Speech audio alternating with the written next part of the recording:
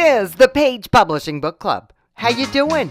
I'm your host, Alice Stockton Rossini. Social commentary surfaced as a popular book topic this week. Authors who looked at something in politics or society and were so distraught or affected by it, it inspired them to write. And when you write about something that you find disturbing, you can wind up being a change agent, possibly through the process of writing your book or inspiring others to take action.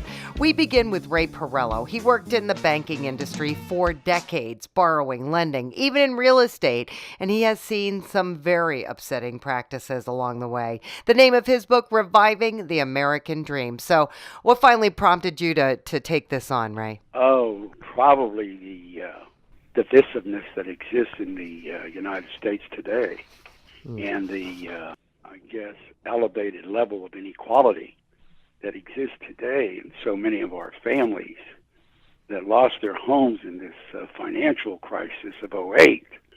Just a compound of everything that's going on. And it's really a disconnect that we have. And we either change our ways or the wave's going to change us. Well, there are those who say the economy's doing great. Well, that's the top 50%. To say, now, not even that. It's the top 30%. What about the other 70%? What do you want to do with them? I don't know. Yeah, thank you. That's what my book's about, for them. What do we do?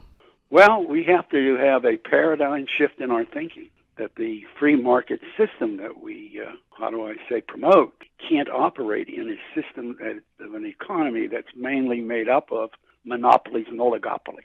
So we have to go back to the 1910 period when Theodore Roosevelt planted a new program called the Square Deal.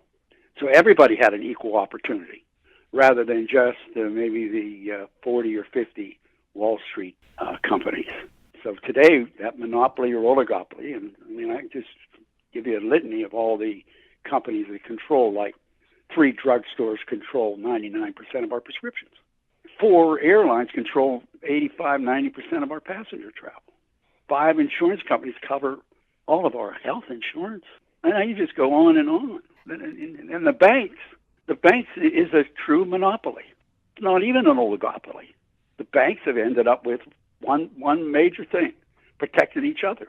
They're so interrelated as to lending and borrowing to each other. At the same time, they have the problem of the support for the derivative industry. And then they cover each other's back for participation. Now, in that vacuum with these, I'd have to say there's only a handful of banks today controlling all of the United States. Let me say 25 in the shadow banks. Now, when you have an oligopoly of this size that's so interconnected, what do you end up with? A monopoly that's too big to fail. And, of course, Dodd-Frank has only done a little bit of a Band-Aid. That's not going to help. And the worst thing is price fixing. They fixed the prices on the interest rate that had a function for the value of what they call the LIBOR interest rate to the $800 trillion. You hear what I'm saying? $800 trillion. They were fixing the price for 20 years. Nobody caught it. It was a Canadian group that filed a lawsuit against these 18 banks, of which the majority of them trade on Wall Street. So it's like, going to the barn where the horse races are, and then you get these, the 10 jockeys who agree who's going to win. They go make their bets, get on the horse and run. They all hit the trifecta. Now, that's bad. But you know what was worse than that? When the government put this 1980 bill into effect, they overstepped the responsibilities and the authorities of all the states, and they preempted all state usury laws and delegated the usury law protection against predatory lending schemes to 4 agencies. And they, in turn, delegated it to their bankers. And what happened in '08? 9 million people lost their homes in foreclosure. You want to know why I'm upset? Well, they were convinced that they could afford something they could never afford down the road. Well, you would also. I mean, if a broker came to you and said, you know what, Mom and Dad, I see you want to buy this $250,000 home, but I can tell you, you had an Econ 101 in high school, right? And probably a class in college. You can afford with the same monthly payment $500,000 home. Mm-hmm. You're going to look at your husband and say, wait a minute. We can have that $500,000 home. It's the same, yeah. Because, prices were going up 8% every year for the last 5 years. So, hey, you come in and the next 5 years it goes up. When we turn your rate, you'll be okay. You refinance it. In fact, you have money for a vacation. What home did you buy? The $500,000 home I couldn't afford. All our kids did. My grandchildren did. There were blocks in New York City, blocks of for sale signs. Blocks. Right. It was just heartbreaking after 2008. And then weren't there regulations then introduced onto Wall Street that are now being rolled back? You have Dodd-Frank. One of the additions they did that if you are a shadow bank or a bank and you originate these loans, you're liable for 10% of the loss. Listen, that's like, in this $800 trillion scam. I think it was J.P. Morgan Chase. They were fined $450 million. Sounds like a lot of money, huh? Well, not to them. Truthfully, right. Over the 20 years they're price fixing, they made billions and billions. It's like you and I writing a check for $10. How much longer can this go on? No, that's my saying. They either change their ways or the wave's going to change them because you're going to end up with a social democracy. All right, Raymond, thanks for the warning. Dr. Thomas Glaza does mental health and addiction counseling on Florida's Gulf Coast. He works with sex offenders, families, couples counseling, and he's written lots of self-assessments, but he's never written a book until now. It is entitled Pathways Toward Non-Aggression, so obviously you saw a need for this. With all of the aggression, the anger, the discontent and the uncertainty going on right now in our country, I just felt like I wanted to write something where people can identify what's causing their fears and their aggression and to resolve that and resolve conflict. Does a climate like the one we have today, where there is so much discontent and division, could that possibly be a trigger for people who are already feeling anxious and angry? Yes, because people who are already feeling overwhelmed, that's just one more thing they need to. The climate out here, the environment will exacerbate their symptoms, yeah.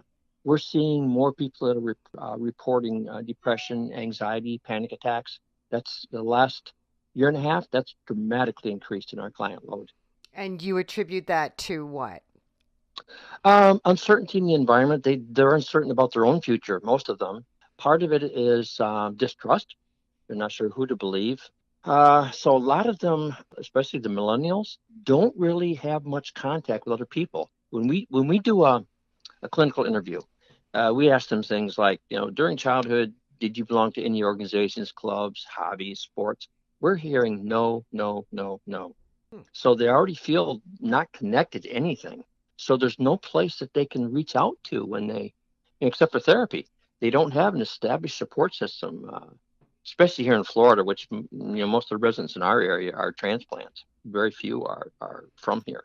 Even though I have a doctorate in psychology, I think like a sociologist, which means there's so many different factors that contribute to that. And if we just go after one of them, once we resolve that, then we have to move to another, then another, then another.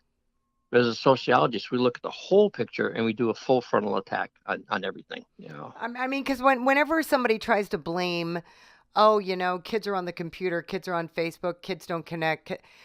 I wonder sometimes you can take those devices away. You can tell them to go outside. You can encourage them to engage in social activities. It's kind of got to be a group effort, don't you think?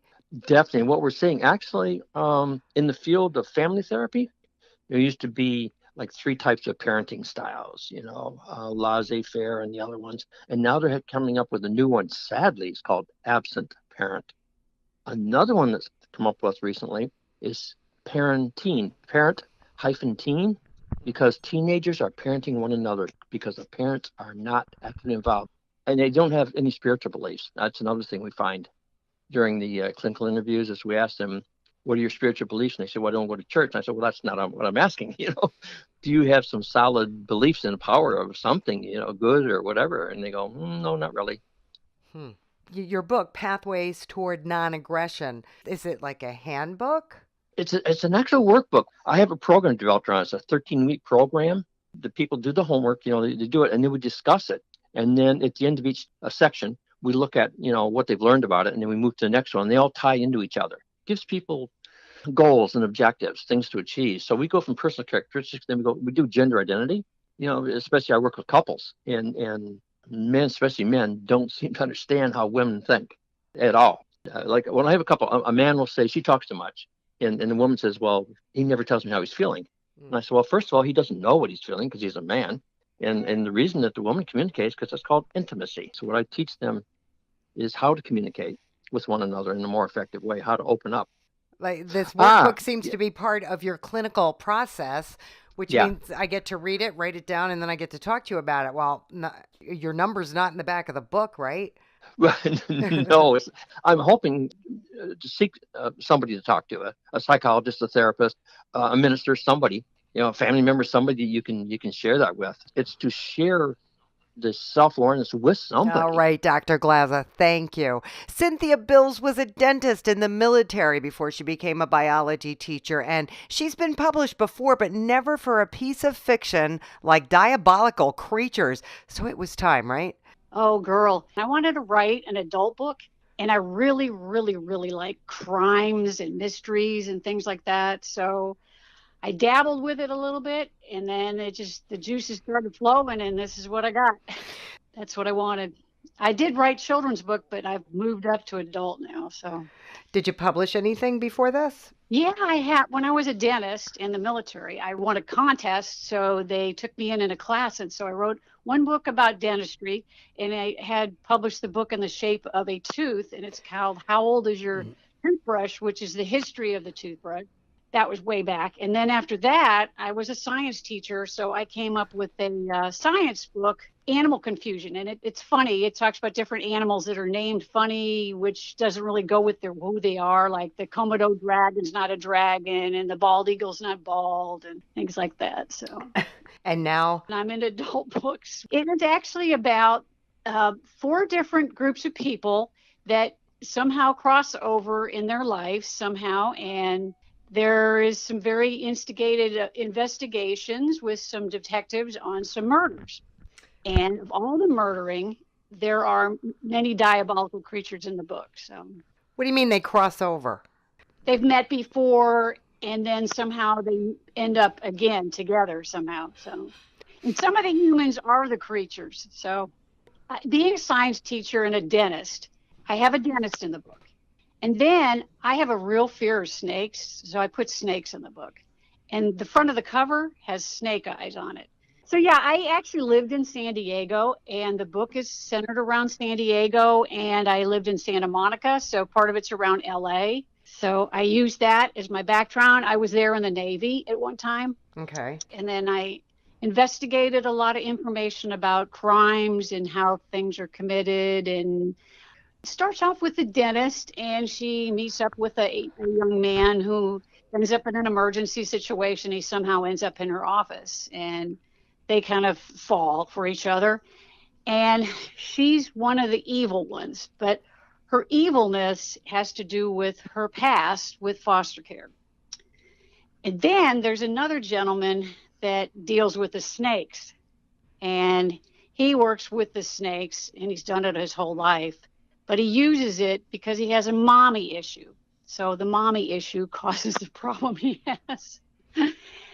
And then this one girl has a daughter, but the father never knew of the daughter. And they meet up later after she gets hit by a car. It kind of gets you going. The chapters are real short, and it just kind of flows. And, I've had more women comment because I can't get the men to say anything, but the women have really liked it. It's romantic, but it's evil. So it's got 2 sides to it. Romantic but evil, mommy issues. What more could you want? I need to get out and finally do a book signing. I got a couple ideas. So what are your ideas? I was going to do it at Barnes & Noble, but the dang store got washed out with a storm here in town. So the other idea I have is the base. Being prior military, maybe I could get on base and do a signing, even, try other places. All right, Cynthia, don't give up. And don't you go anywhere. We're going to take a quick break, but we're coming right back. This is the Page Publishing Book Club. Attention all authors. Page Publishing is looking for authors. Have you written a book and want to get it published? Page Publishing will get your book into bookstores and for sale online at Amazon, Apple iTunes, and other outlets. They handle all aspects of the publishing process for you: printing, cover art, publicity, copyright, and editing. Call 800-204-6099 now for your free author submission kit. That's 800-204-6099 for your free author submission kit. We're back on the Page Publishing Book Club. I'm your host, Alice Stockton Rossini. As an early childhood education teacher, Dr. Sandra Cook knows kids and thinks she has a pretty good idea of what they need to be successful. So when she retired, she started writing, and now she's published her first book entitled Sammy the Short-Tailed Squirrel as part of a larger curriculum project. Sandra. I felt there's a need to constantly try to give kids positive ways of handling life situations. And all of my books deal with some form of life situation that they encounter either in school or throughout their life. Now, Sammy the Short-Tailed Squirrel is your first book with Paige. Correct. It's about a pesky little squirrel. We all know that squirrels can be as cute as they can be. They're also can be a pest. They get into things, they can destroy things, and they can really frustrate homeowners and farmers and so forth. So Sammy is this pesky little squirrel who has found a fantastic farm to live on. This farmer has raises cows and goats and chickens and has a chicken coop and has his troughs where he feeds his cows and his goats and whatnot. And Sammy really enjoys all of their food. So every night he goes in, he stays in the different coops, and he eats all the food that the farmer has put out for his animals. And he makes a mess of the chicken coop or the barn, wherever he's decided to play that day. He gets into everything. And the farmer, he wants to trap whatever critter is getting in and destroying his coop and his barn. Well, so he puts in a humane trap because he doesn't want to hurt the critter. He just wants to get the critter to leave. So he catches Sammy in his humane trap, and he says, okay, I'm going to move you down the road. So he takes Sammy and releases him down the road where he'll have plenty of trees, plenty of food.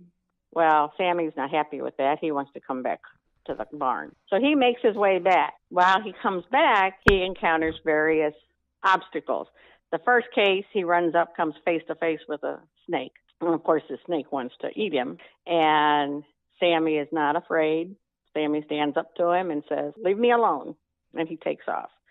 He gets back to the farm and does it again. He tears up the barn again, and the farmer traps him again, moves him even further down the road. And this time, Sammy comes back because it's further down. He's getting hungry on his way back. So he sees this house that has a bird feeder. So he climbs up the tree, and as we all know, squirrels do not like to spin. And it threw Sammy off, and he was dizzy. He went back to the farm. Finally, in the end, the farmer and Sammy came to an agreement. The farmer said, I will let you stay, but you have to follow the rules. You have to help. You have to stay out of my feed. Sammy agrees, and Sammy actually helps him, and they live happily ever after. They learn to live together. They learn. Correct. And you're going to tie this into a curriculum? Correct. So how many books are in this series? Each unit will have 5 books, and each chapter is a 2-week curriculum and have activities to support the book. How do you get this into schools? I have to get appointments with curriculum directors in the schools and curriculum supervisors, sell them on it and sell the teachers on it. Initially, I will be trying to get into the schools down here at the Lake of the Ozarks in Missouri, which is the setting of the books. And I think that connection to where these children live will be something that will make it more appealing than anywhere else. All right, Sandra, good enough. Diana Duda, as in Zippity Doodah, teaches dance and fitness. She uses her creativity to write scripts for shows that her students perform. She comes from a very punny family. Her late husband was a real punster, and that's how her book, The Village of Ensalada, took shape. Diana. We were laying in bed one Sunday morning, and I don't know how we started just coming up with all these silly things like horse chestnut, horseradish, and all these characters. And I jumped out of bed and grabbed a legal pad and just started writing down the things we were saying. And then later, I just started writing things. And then after he died, I thought, let me flesh this out and get this book published, or at least out to people in honor of him, because it says a lot about him. People who know him read some of the silly things in it, like the names of the sheriff, Cool Hand Cuke, and the fact that the challenge takes place at high noon. Those are all from movies. That definitely came from his mouth. Okay, so what's the story? The story's about healthy eating. I'm in fitness. I've worked with kids, been in dance, and healthy eating has always been an important part of my family. My dad's a doctor, and he believed in it. And so the characters just started popping up as vegetables. And it was about a little girl named Jenny, my daughter's name, who used to get aggravated, just like this little girl did, because I would make healthy things, and she wanted garbage, And there's a character in there named Newt, Mr. Newt, who gave us the vegetables. We actually had a neighbor named Newt who had a big garden and would give us a lot of things. And we used to joke about him being a lizard, and that's why his garden was so healthy. and that's sort of where the story came from. And I wanted kids to be able to be healthy eaters. As a matter of fact, my grandchildren do ask for vegetables before anything else. You can have other things in moderation. So Jenny finds out that her mother's making vegetable lasagna, and she's upset. Yes, she runs out, falls asleep under a tree, and wakes up in this very strange, weird village, kind of like an old Western village out from a movie. And she meets this character named Caratina, who is a carrot. And Caratina takes her into town because she's going to help her find her way home. But instead, they find that the town is being invaded by the All brothers, Cole and Lester. And they're kind of blocking the main arteries of town. And so the sheriff doesn't have time to help her find her way home. So we follow her on her journeys through Ensalada, and she helps the village and then eventually finds her way home. So this is to inspire kids to eat healthy. So it also teaches you that when you do something good for other people, sometimes good comes back to you. Little karma. So it teaches a couple things. And at the end of the story, that everybody stands up. And when I read this to children, we do this together. We stand up and kind of punch our hand into the air and yell, moderation, moderation, moderation, saying that you can have pizza and cheese fries and burgers and all those other things as long as you're eating the right things. So you're able to get this book to children. Yes, that was the main thing, to get it out to children. And it would be nice if I could make some money and fund something in my husband's name. That would also be very lovely. Diana, I love that. You've got a great story and your heart's in the right place. Can't go wrong. Finally, Mark Olzog went to California to be an actor 20 years ago and wound up accomplishing things he never imagined. After his parents celebrated 50 years of marriage, he decided it was time to share his story. The name of his book, I Still Believe. Mark. So I'm like, okay, well, let me kind of write a book based on where I came from and how at like 4 years of age, I wanted to travel the world and to leave Michigan and then to go venture out to Hollywood and California and to go on this creative path and how it's been like a struggle all these years, but never giving up and always believing. Within like 2 years of being here in LA, getting my union card, pursuing acting for like a long time and then falling out of it, but doing other things and then writing and then working for a college and then public speaking and then traveling and then living in Sweden and Turkey and then been over to 50 countries and being bilingual in different languages, but I'm still pursuing what I believe and my mission in life. And try to show that as an example to other people that may have wanted to pursue something, but they've lacked motivation or something in their life like resisted them to maybe get their real estate license, go back to school, run a marathon, whatever it is. And I hope my story can help people and influence them in whatever path they choose. So you put it all together and you have this book called I Still Believe, and the subtitle is Memoirs of Mark from Michigan who went to Hollywood, then conquered the world. Correct, yes. Did you conquer the world? I did a pretty good job of it.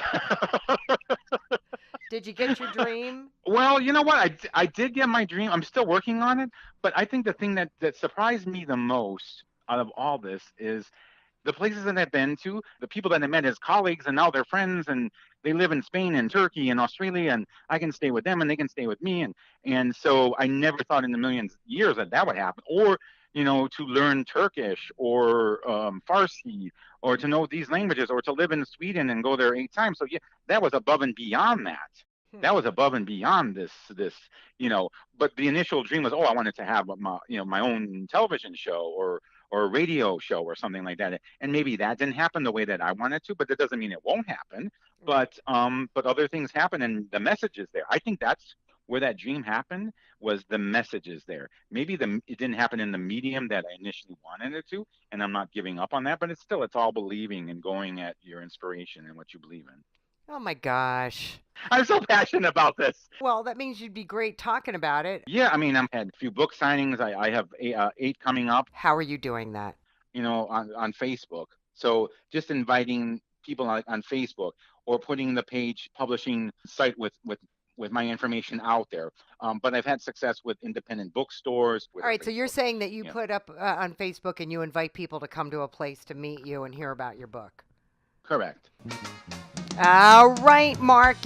Some people are reluctant to use social media, but stories like yours are proof you can definitely use it to your advantage. If you don't know how to do it, find someone who does. There's somebody or somebody knows that can help you get your publicity about your book out on Instagram, Facebook, Twitter. You can do it. You got to get your story out there. That's the bottom line. No matter how much Paige does for you, you have to accept the fact that no one's going to do a better job of promoting your book than you are. I mean, it's just a fact. You have to embrace it. And we're out of time, but we're not out of authors and lots of great ideas and inspiration for you. So come back or download the podcast anytime you want at 710WOR.com. This is the Page Publishing Book Club. I'm your host, Alice Stockton Rossini. Rob Barrett is my emotional and technical support, and we'll see you next time.